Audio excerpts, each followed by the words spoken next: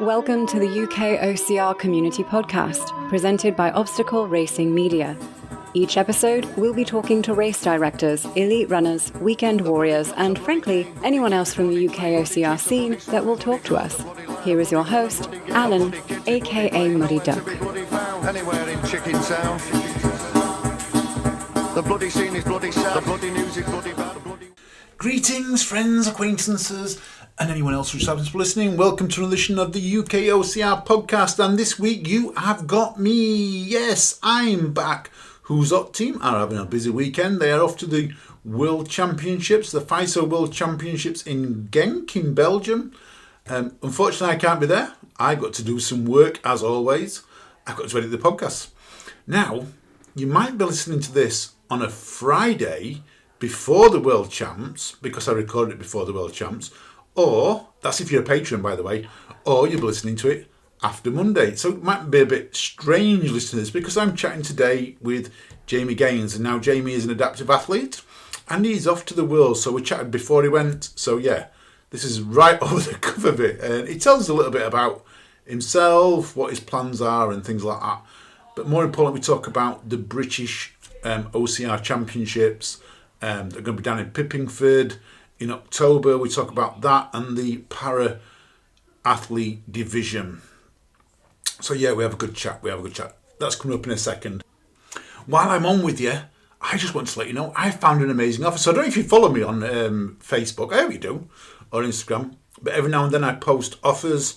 Last couple of weeks ago we talked about Innovate several times. I've posted offers from Innovate. The Innovate 270s, 280s and 300, which were on less than half price. Innovate socks, 2 pair for £5. Absolutely brilliant.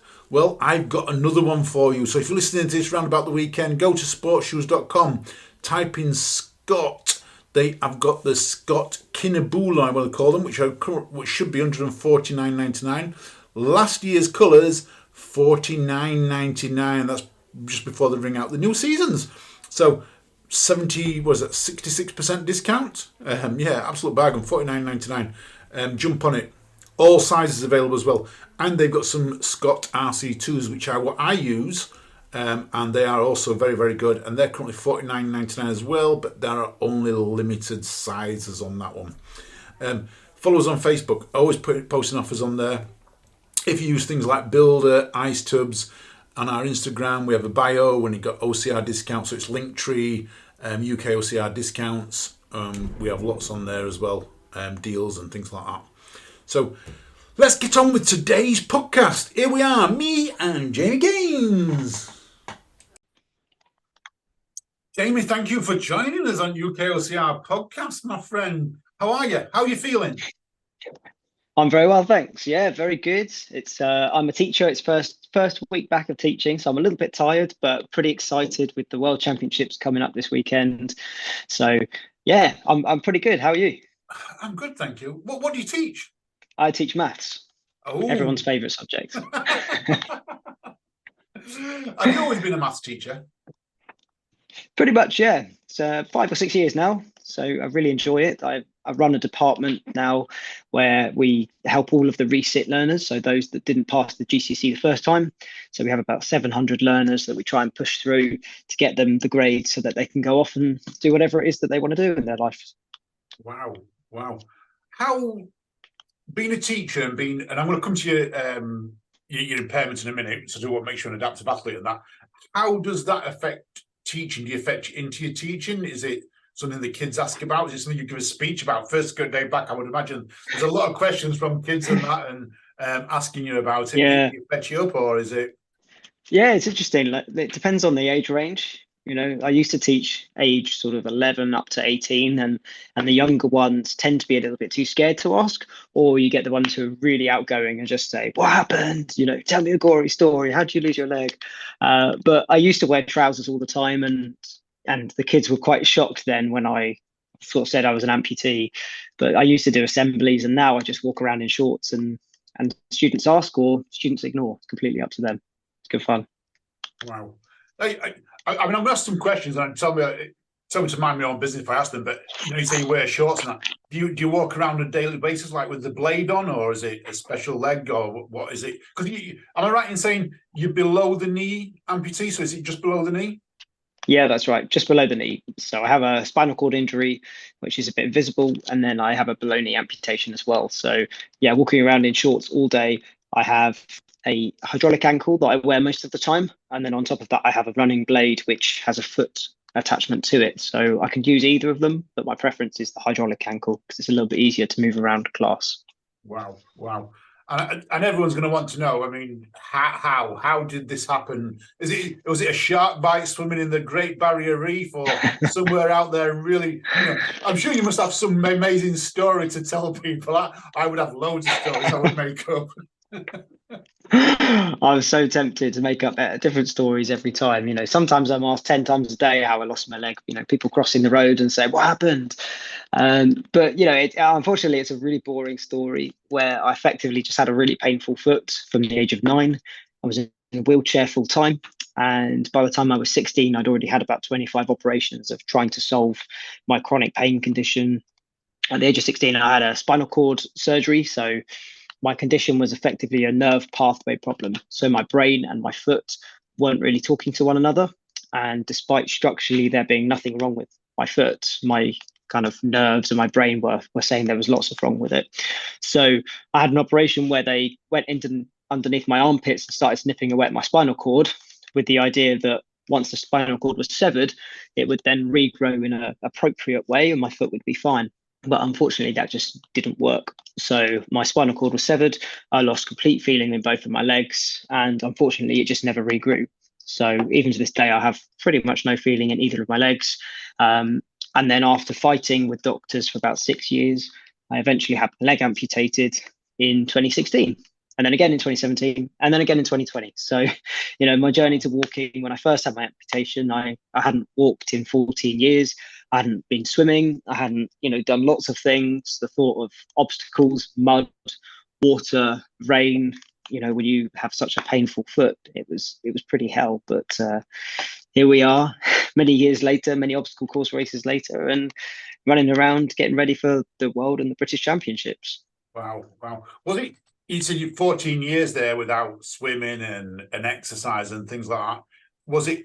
You take it to swimming, I'd say duck to water, but is it literally like you wanted to exercise, you wanted to get back to a thing? Was it a lot of mental what's the word I'm looking for? Mental grit to get to that point, or was it just something you just knew you wanted to do? Was it tough or easy? Well, I mean, it definitely was tough. 14 years of not being able to walk at all, and then learning how to walk without any feeling in your legs, and then with a prosthetic leg on top of that, it was really tough. But when I first looked at amputation, because it was my choice, I wanted to be in the most fit position that I could be. So I started looking at exercising, going to the gym, losing a bit of weight, and I really got into powerlifting. And then from powerlifting, I got into throwing sports, discus, javelin, shot put, etc. And doing that all the way up my amputation. And then when I had my amputation, I was sitting down throwing discus and javelin, etc. My coach said to me, "Hey, why not try doing it standing up? Now you can stand up. Okay, now you can do it standing up. Let's try with a run. Oh, wait, running. Oh, wait, that's so much better than throwing all this stuff. Running. Okay, cool. And oh, actually, I quite like running, but I don't really like running long distances. I find it a bit boring. Oh, let's get some obstacles in, and it just kind of like evolved from one thing to the next.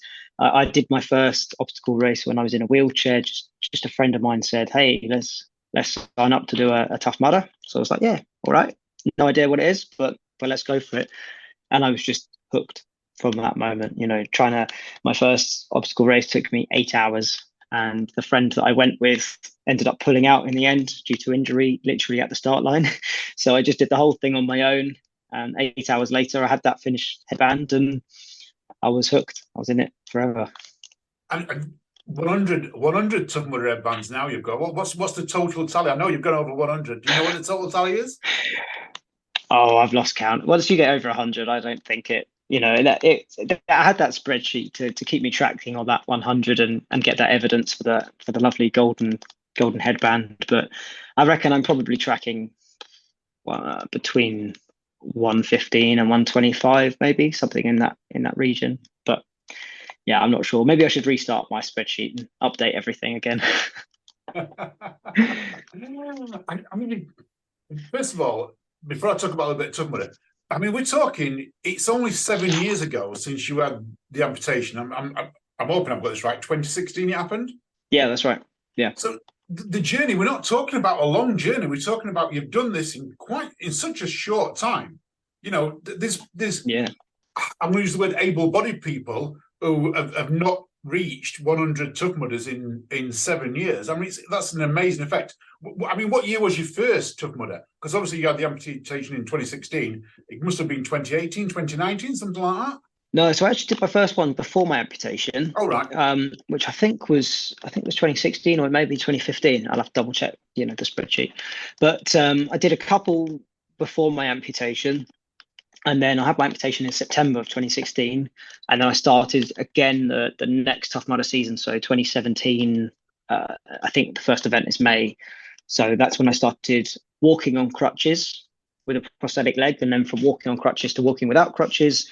And then from there onto a running blade, where I then started running the course. So I think my first year I maybe did, first full season, maybe did 15 to 20. The next year I did 50 or just under 50, where I traveled all over the world. So, I went to Berlin, I went to America a couple of times. I went to World's Toughest Mudder, Europe's Toughest Mudder, America's Toughest Mudder, just literally traveling the world, Dubai as well, just trying to clock us off as many and just, had this opportunity to run and wanted to make the most out of it. Wow. How was the transition from? You said you went from crutches to walking to the blade. What was the transition like to the blade? Because I mean, everyone, don't like to use his name because of what happened. But Pistorius was the famous person who came with the blade onto the Olympic scene and showed us all about this thing. And did you know you was going to go down that route? Was there a plan to go down there, and how did you go down it? No, not really. I didn't really even necessarily think of running as an option necessarily. But when I was discharged from the hospital, so I spent 2 months in hospital after my amputation, and then I was discharged, and I was discharged without a prosthetic leg, because unfortunately I had a big infection on my stump, and the NHS said that we're not going to supply you with a leg until you have revision surgery, which is why I had the surgery the year after the amputation. But after about 6 months or so, I actually thought, there's no reason really that I can't be walking. Like, my leg isn't perfect, it still needs this surgery, but really, I reckon if I had a really good prosthetic that I could probably manage to walk. So I contacted a private clinic, one that's based in the same town as me. And I said to them, look, I reckon I can walk. Do you think you could make me a leg? And they said, yeah, okay. And they did. And it was one of these legs where there are lots of different structures and different ways of making them. But I had this massive foam, almost like a bucket, that my stump went in. And then from there was a big liner that was really jelly. So it was basically as much protection as possible for my leg. And I started using that. I could walk in it. That was absolutely fine. And then when my stump reduced in size and my leg was no longer fitting, I needed a new leg. And in my head, I was thinking, well, I'm kind of ready to walk a bit faster, be a bit more active. This ankle, which wasn't particularly good, I wanted to upgrade to a better ankle. And I thought, if I'm paying for a leg, this is probably the only time in my life I'm going to pay for a leg, why don't I pay for a blade? And it was a blade that I could use day to day for walking, or at the gym. I could also use it for running. So I reached out to the company and said, look, I think I'm ready to run. I think I'm ready to have a blade. And they very kindly said, okay, well, we'll sponsor you for it.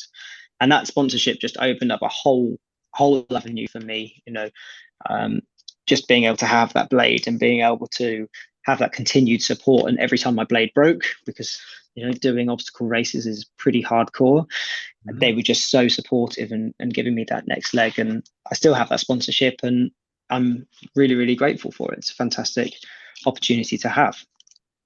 Wow. It was a good fun. How many have you broke? Well, they normally last about 1,000, 2,000 miles. So I tend to break one every 5 or 6 months. Have you ever broken one out on the course? I've kind of had a few close calls where screws have broken. The actual blade component doesn't really break very often, but the screws and the structures and the sockets, those bits, they break quite often. But I had one in the middle of a race in Germany actually, and the screw came loose and the foot started wobbling everywhere. And I managed to find someone with a spanner, one of the site team, and they sort of tightened me up, and then off we went.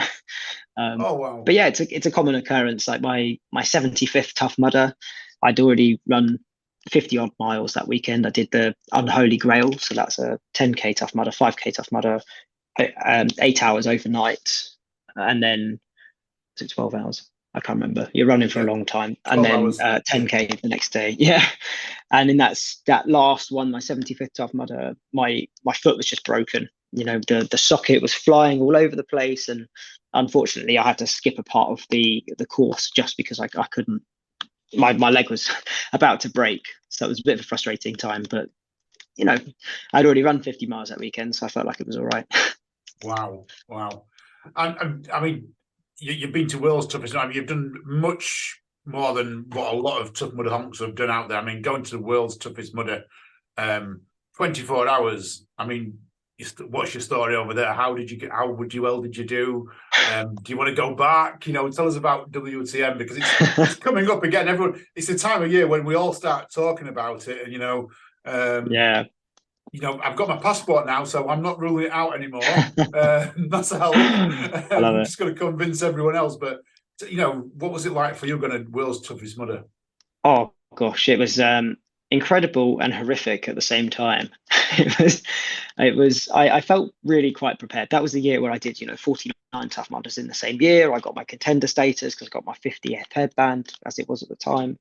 And I went out with a massive community. I was really close with the Tough Mudder community, and I thought, right, I'm prepared. I'm ready to go. And I just had no idea, what I was getting myself in for. There were lots of things as an amputee or being an adaptive athlete, especially for someone who has a spinal cord injury, that is just really, really hard. So I don't regulate heat properly. So because of my spinal injury, if I get hot, I overheat and I can't cool down. If I get cold, I just can't warm up.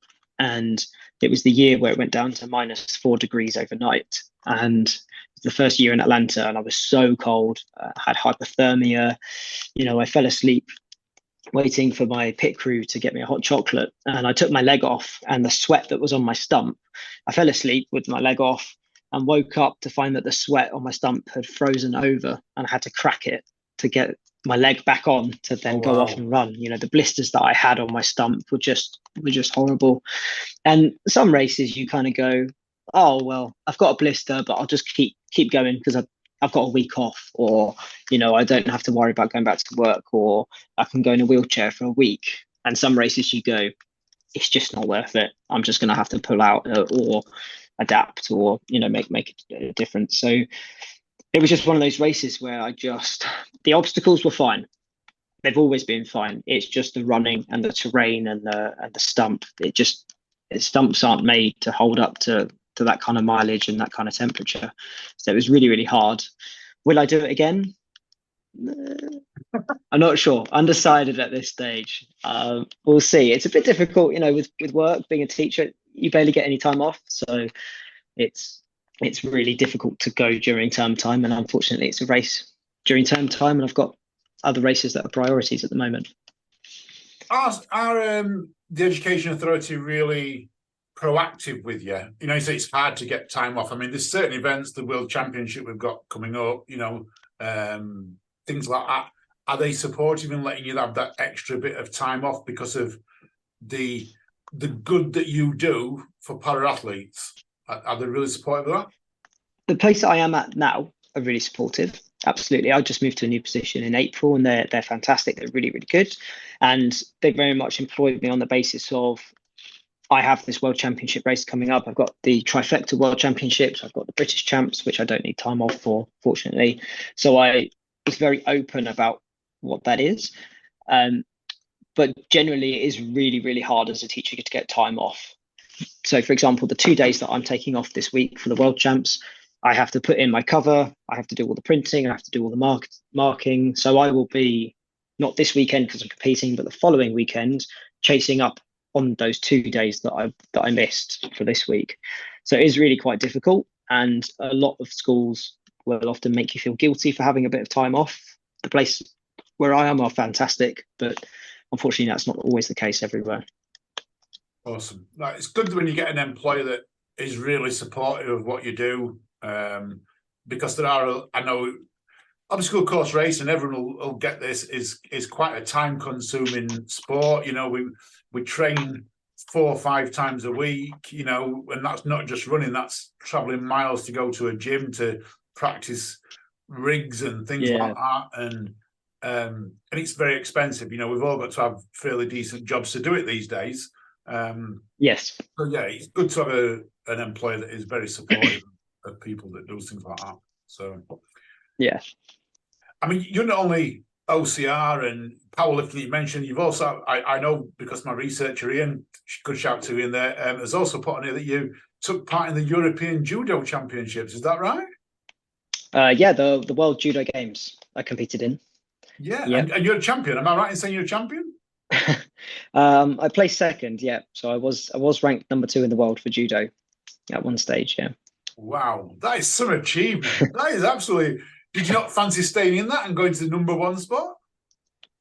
No, unfortunately not. So adaptive judo is not quite as developed as adaptive OCR. And unfortunately, everybody with any form of impairment compete against one another. So that includes people with intellectual impairments as well as physical disabilities. And as it stands, I was the only lower leg amputee in the world who was competing internationally for judo. So the chap who was number 1 in the world had dyslexia, and that was his disability. So, and I'm not allowed to compete with a prosthetic leg on. So literally, you know, judo, you're hopping around the judo mat against a guy with dyslexia, trying to trip him up. It's just never going to be a fair fight. So while I'd love to say I'll be number 1 in the world for judo, I think it's just such a long way off, and the amount of training and everything I'd require to beat someone who's just really not, you know, fair. I found it a little bit demoralizing. So, and with COVID and contact, and I just haven't gone back really. I've had a couple of sessions, but obstacle racing is my real kind of full-time gig, really, apart from my full-time job. Yeah, it's where I want to focus my energy, and with the really exciting upcoming races, and this year the adaptive community, it's starting to take off. So I'm really excited to continue that trajectory and, you know, give other adaptive athletes the opportunity to compete. Yeah, for many years we've had adaptive athletes take part in OCR, but we've never really had a competition as such that's specifically designed for adaptive athletes. You've had to run against able-bodied people and compete against able-bodied people in races, you know, like such as Spartan, for instance. You know, Spartan haven't necessarily done a separate wave for adaptive athletes, and we know Tough Mudder don't at WTM and places like that. But things are changing. It's an exciting time for OCR. I mean, you're going over to the Worlds, you know, this year. You're going to compete against adaptive athletes over there? Yeah, that's right. Yeah, so this year is the first year really where we've had an international adaptive athlete kind of series. You know, a couple of years ago, Spartan did a team race, and there were lots of people. As an athlete, you were allocated a certain amount of points depending on your disability. So if you had a severe impairment, you scored really low. And if you had a mild impairment, you scored really high. And on a team, you could only have a certain amount of points to make up your team. So I competed with my main competitor. We were in a team together, and there were 5 or 6 teams that competed in Las Vegas desert, and that was amazing. But yeah, we want this opportunity to compete individually, you know, and have a chance to race and really be competitive. And a lot of people think, oh, you know, these poor adaptive athletes and on this really hard course, and, you know, they're going to take forever. Actually, the competition is really fierce. You know, we look at the top in the European Championships. I think I would have finished something like top 15 in my age group. And considering I have 1 leg and everybody else has 2 legs, and a large majority of the course is running, actually, that's pretty good going. You know, and similarly for the other adaptive guys who are placing pretty well in their age categories. So adaptive athletes are real athletes. And I think the international circuit is starting to see that, okay, let's give these guys a space to really compete and really battle it out. And actually, it's an incredible thing to watch. These people go out there and do what they want to do and smash out courses. It's pretty cool. I know you're an ambassador as well for para athletes and adaptive athletes. How do we get more people into it? Because there's not been many, like I say, in the UK, there hasn't been any, to my knowledge, that's been specifically for adaptive or para-athletes, whatever people want to call them. How do we get, first of all, how do we get more into it? But how do we get, first of all, get races to put events on that they can? Because I think there's a myth out there. Being a race director myself, I think there's a myth out there that they've got to do something special. And from my understanding, they don't. Am I right in saying that? Absolutely, absolutely. There's nothing special. Adaptive athletes get very, very mild rule adjustments, such as being able to take a female weight rather than a male weight, or a kid's weight instead of taking a female weight if they're female, and being able to use the female step on a wall if there is one, or if it's a race where you get 3 bands and they get cut, for example, having the opportunity just to have a couple more bands, so you can fall off a balance obstacle, or you can fail an obstacle and it's not the end of the world. So those are the only adjustments. We're not talking about course changes. We're not talking about any additional marshals or anything. Actually, if nothing else, having exactly the same rules, but just being able to say, I am an adaptive athlete, can we go in a separate leaderboard? That's enough. That is really enough. And I think, moving forward in 10, 15 years, I think obstacle racing will be in a better place, where we look at different courses for adaptive athletes, especially for those who are wheelchair users, because I think that's a big gap at the moment, where courses aren't accessible, but then not being an accessible course is kind of part of the fun part, for most athletes. So I think moving forward, though, there should be more opportunities for wheelchair users. But for now, there's no adaptations, just a couple of rule tweaks, and that's it. That's how, yeah, you're right. I mean, that's really how easy it is for an event organizer to put one on. So any event organizer listening to this, get your act into gear. Let's get more people in. But how, if an event puts it on, how do they then get the athletes to turn up? Because at the minute, I'm not seeing many athletes. I call it Adaptive Athletes Friendly. I put that on our website that we put our race on with. And I have got 1 or 2 that turn up. I'm not going to say we don't. We have 1 or 2, but we don't get the numbers. We don't get many people turning up that are adaptive. Yeah, I've had people. I've had no amputees. I'll be right up. I'll say I've had no amputees. But I have had people that have used crutches to get around. So they've got something wrong with the legs. They've had to use crutches. I haven't had a wheelchair. I would love someone in a wheelchair to come to my event. Please, I will give you a free ticket if anyone's in a wheelchair to come to my event, because I just want you just come and enjoy it and things like that. But yeah, I have had people, like I say, turn up, but I haven't had many. Yeah, I mean, the UK is a really small community of adaptive athletes. Full stop. I think the real challenge with adaptive athletes is you have so many people that I talk to who have a disability, and I say, hey, come and try an obstacle race with me. And generally our races tend to be obstacle wise quite easy and distance wise quite heavy. So from a terms of an adaptive accessibility point, that's actually really quite difficult to market, because you're taking a whole load of, from an amputee perspective, or a wheelchair user, or someone with a mobility challenge, you're taking the hardest part for them, which is walking, running, covering a distance, and you're saying that's the challenge.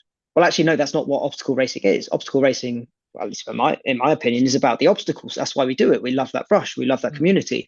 But if you're someone who can't walk far, how do you access these events? So I think perhaps it's partly around marketing.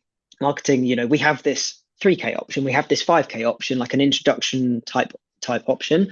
I was talking to a guy a couple of weeks ago, and I was trying to convince him to come to the British Championships. He's a ninja warrior extravaganza chap. He's incredible at the obstacles, and he said, how long is the race? And I said, well, it's 10K. And he said, well, I can't run 10K. And that's a common story that I listen to. I don't know any other amputees who can run 40, 50 miles like I can. And how do you market that? It's a real challenge. So I think it's showing people that there is an option out there, that introducing people to the sport, where it's saying it's okay to be last in a race. And until you're in the obstacle community and you see people who are slower or really in their first obstacle race, you don't really see that there are loads of people loads of varieties of people out there. In the marketing, you either have people who are super fit, think of typical, this isn't a dig, but typical Spartan marketing of like really fit, six pack, really fast, really strong people. And that, of course, that's the marketing that they want to display of its challenge. But you don't see the 50-year-old mum who's trying her first one, who maybe a little bit overweight, maybe has to walk the whole course. Those type of people aren't marketed, and therefore they're not seen as an accessible for people with disabilities. Or you have the extreme of people being pushed in wheelchairs and that kind of thing. So I think as a community we need to be more accessible and more open to the different options that races have to allow more people to compete. Fantastic. Yeah, good. And that brings us on nicely to the British Championships that I know you're involved with. And it's been announced in this last week or so that there's going to be a para wave competition, elite competition, purely for para athletes. And that, how, from your experience, the conversations you've had with James and the rest of British obstacle sports, how hard or how easy was it to get that in place?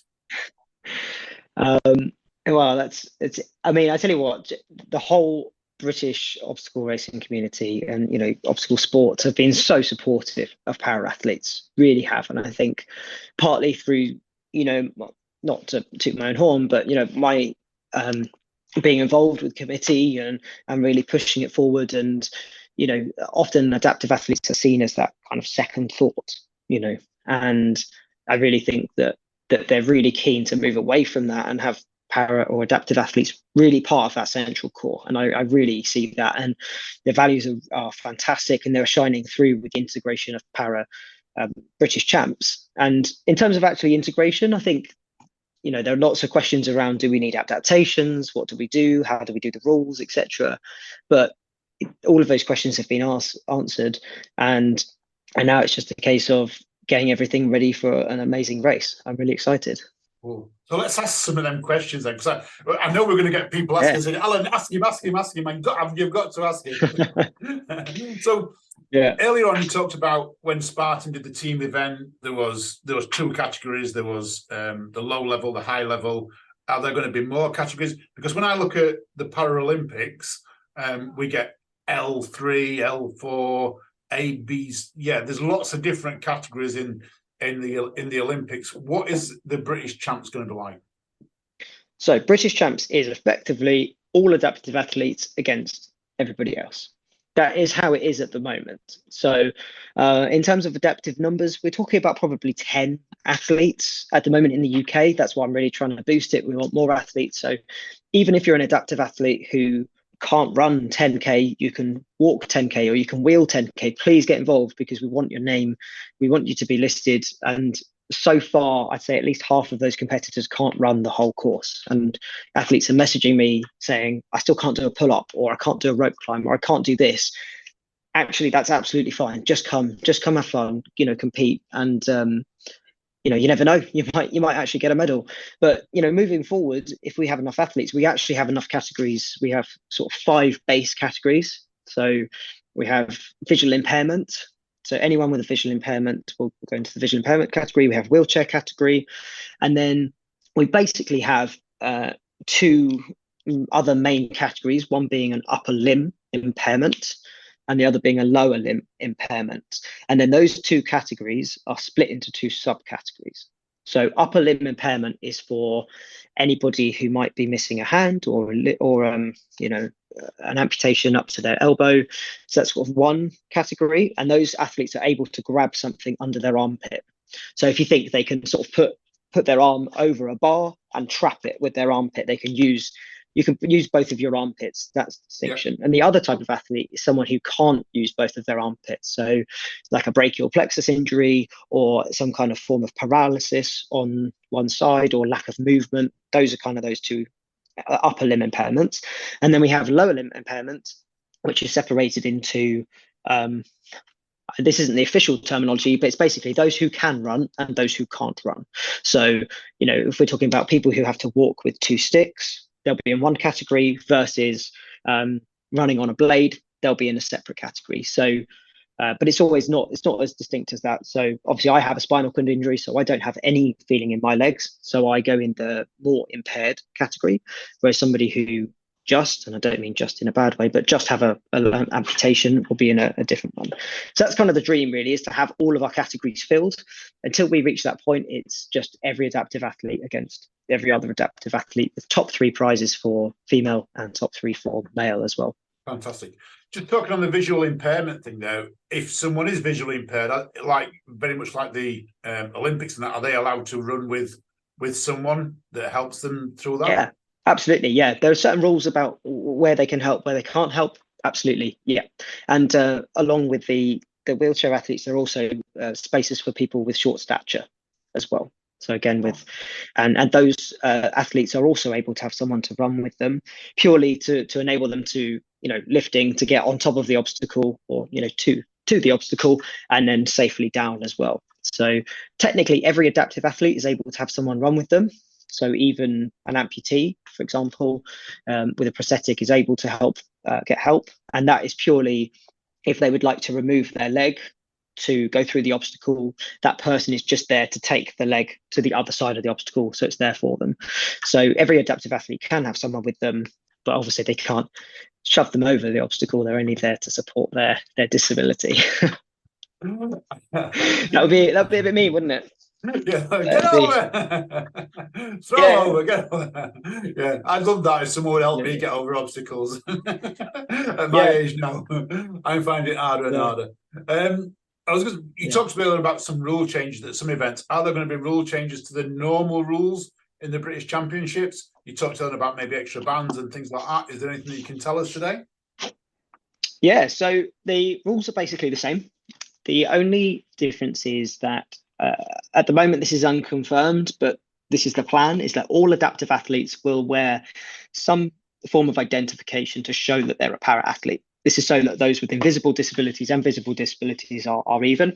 And that then just shows the marshals that these athletes have a slight adjustment to the rules.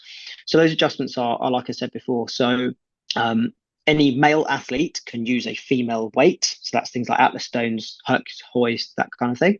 Any female athletes can use the kids' weights if they're available. All adaptive athletes can use the step, if there is one, on a wall to get over. Adaptive athletes will also be given further details if requested about the course. So, for example, they can request information about the type of terrain, whether there'll be water obstacles, where water stations are. That's on a kind of needs basis. So, for example, a prosthetic user needs to know, is there going to be water on the course that I'm going to need to use a different leg for, so they can get that information beforehand. But whereas other athletes, able-bodied, it might be a bit more, wait to see. All adaptive athletes can have some kind of guide or assistant with them to assist with disability-related instances. And any athlete who cannot complete an obstacle due to disability has the option to do a different penalty. So, for example, we've got an athlete who has a disability with his back, and therefore carrying heavy weights, so things like Atlas stones, is just not an option safety-wise for him. Even at the female weight, it's too much. So he, on an individual basis, will be given a different exercise to do, or a different challenge, rather than that one. But that's very, very rare. I only know of one athlete that isn't able to do various things, but those are the only rule adaptations. But obviously, if an athlete comes and knows the course beforehand and says, I really won't be able to do this, or it won't be safe for me to do this because of my disability, then that's a conversation that can happen with the race director and the athlete directly. Yeah, I get that. You just talked there about water obstacles. Just moving away from the British Championships for a second. How does that affect the limb? So I'm thinking more when I'm running and I go into water with my normal trainers and socks on, I guarantee I will get blisters after about running another 2 or 3 miles. You are going into like maybe potential total submersion with your blade on. Does it cause chafing and blisters and things like that? Short story, yes. You try and not let the water go in. Depends on where your amputation is, but I wear a sleeve that goes all the way up to my mid-thigh, which tries to reduce the water that goes in. It's not perfect, but it's better than nothing. So like not neoprene, so we're going to be waterproof, but like a waterproof sock type of thing that's fastened on. Yeah, that's right.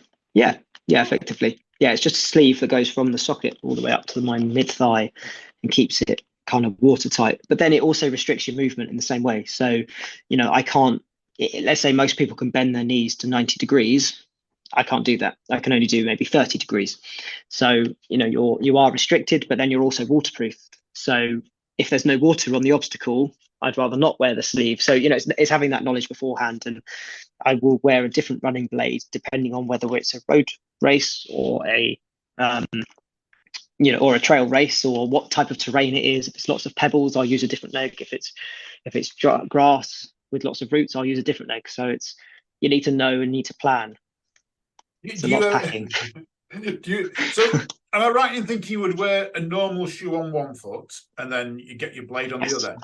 So when you buy a pair of shoes, so I'm thinking this, take this idea if you want it, but I'm thinking you buy, what shoes do you run in, James, first of all? Asics, always Asics. So you buy a pair of Asics shoes. Yep. You've got the one for your foot, and then do you like peel the sole off the other one and then put it to the bottom of your blade, screw it to the bottom? No. I'm doing all of these things for a little bit of advantage. I'm just thinking off the top of my head here. I'm thinking like, some people do. Some people do. No, on one of my blades, I've got like a rubber bottom that looks a bit like a tire tread, that sort of terrain, that sort of material. And then on my other one, I've got a rubber sole to it as well. So some people do take the sole off and put it on the bottom. I personally don't. I have a friend who's a size 8, who's an amputee who just has a right leg, and I'm missing my right leg, so we just swap shoes, which is great. Although his style of shoe is a bit, questionable, but he gets all my good shoes. But when I wear my hydraulic ankle, I do wear 2 shoes, so I do have to keep them safe. Yeah. But you can't do the Toughness or the British champs in the hydraulic ankle. So that's what I was thinking of. No, definitely not. Extra advantage.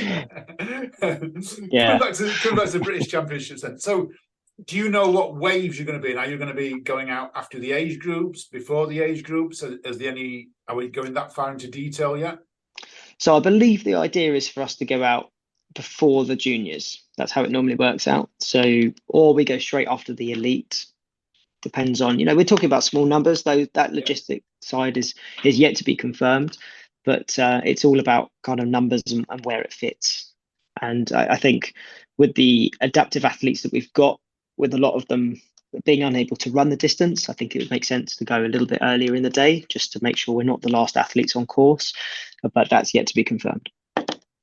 And some of the adaptive athletes that are saying that they're going to really struggle to get the 10K distance in and things like that, is there going to be categories? I mean, I'm just thinking, dreaded scenario is that you do the 10K and then no one else does, and we're looking at second and third positions. Is it the furthest comes second, or is there some rules in place for this? That's a good question. It's not something that we've thought about. I think all athletes are able to finish the 10K. It just is that some athletes might not be able to run the whole distance. Okay. So I think certainly if we're at a point where we have 10 athletes, one finishes and the rest don't finish, perhaps that's a conversation we should have. But at the rate that it's going, I really don't think that we're going to have that at all. Oh, brilliant. And do we have female adaptive athletes taking part as well? Have we got any females signed up for this as well yet? Not as of yet. So if you're a female adaptive athlete or you have any form of disability, please sign up, because we need more athletes in the UK. I'm going out to Worlds in a couple of days, and I am the only UK athlete that is going out. We have another chap who's unfortunately injured, great athlete, who won't be able to compete in the British champs. But we need more athletes, and it's only through more athletes and more visibility can we actually get race directors to see us as athletes and give us opportunities to compete. So please do reach out and give us some more athletes. I want some more competition too, please. From a selfish perspective. This is going to go out just after the Worlds. It goes out the Monday after the Worlds, so people can catch up on us then. What's your aim over at the Worlds? So are you in a position where you think you can win it? I mean, you wouldn't be going out if you didn't think you could do quite well, but do you think you've got a chance of winning it?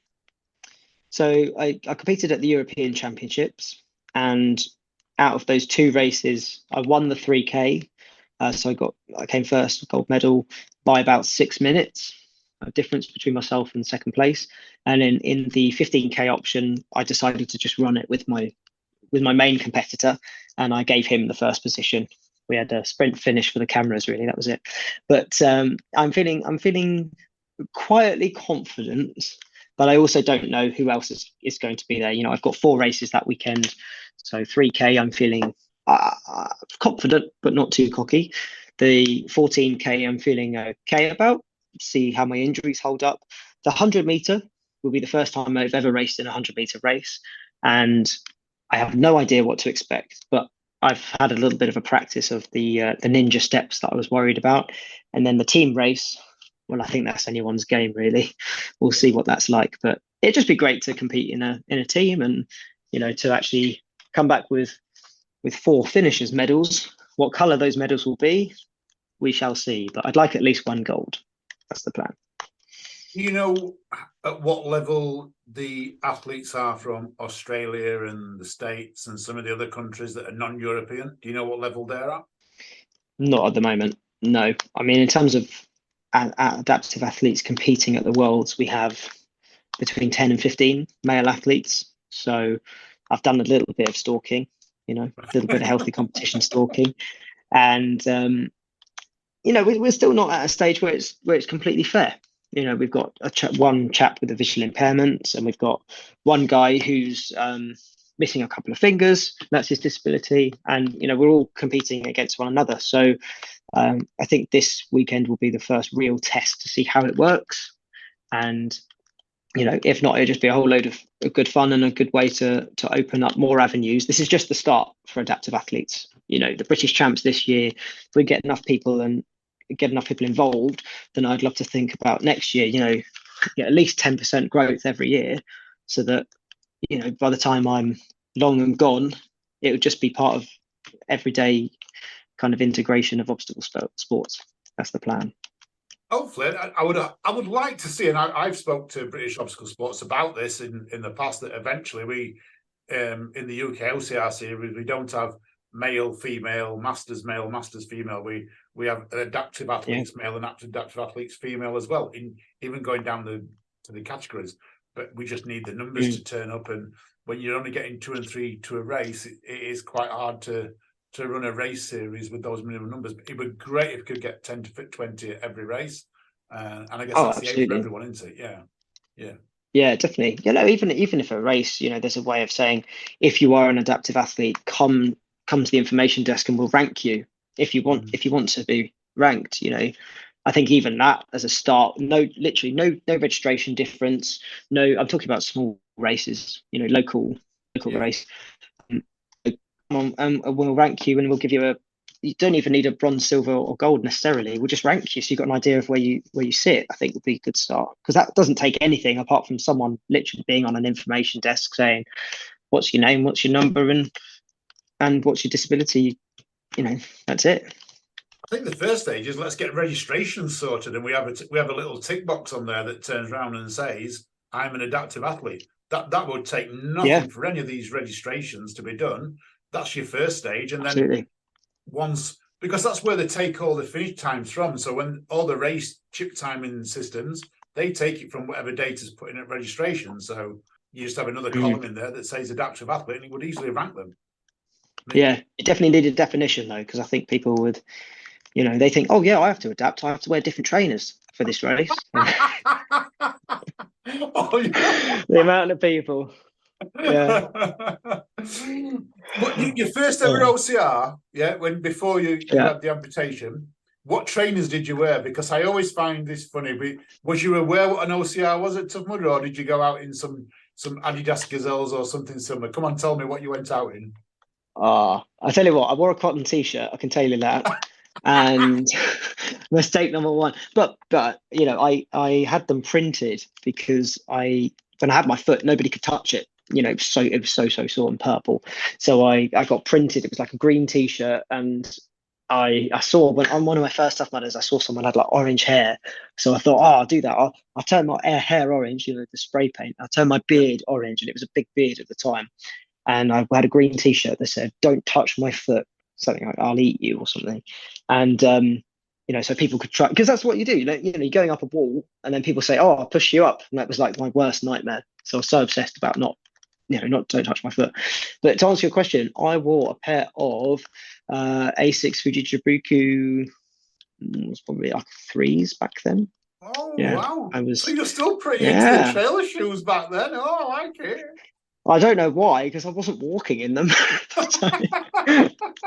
Yeah, but no, I didn't wear any, Air Max or whatever. People, I love that on the start line when you see people's shoes. You think, oh, okay, yeah, you can tell them apart, can't you? Yeah. First timers. I love it. Oh, Jamie, thank you for coming on the UKOCR podcast. Before I let you go, I want to give a shout out to all your sponsors or anyone else you want to give a shout out to. I know your Blaze sponsor and that, but give a shout out to everyone and tell us what school you're at, because we want to say a big thank you to that school as well, if you can. Yeah, so I'm at a school in Basingstoke. It's Basingstoke College of Technology, who are incredibly supportive. Thank you very much. And just a huge thank you to Blatchford, the people who make my lovely blade, just for allowing me to go out there and smash it. And we'll see what medals I can come back with this weekend, or after the podcast when we're out. Cheers, Jamie. Thank you very much. All right. Thanks, Alan.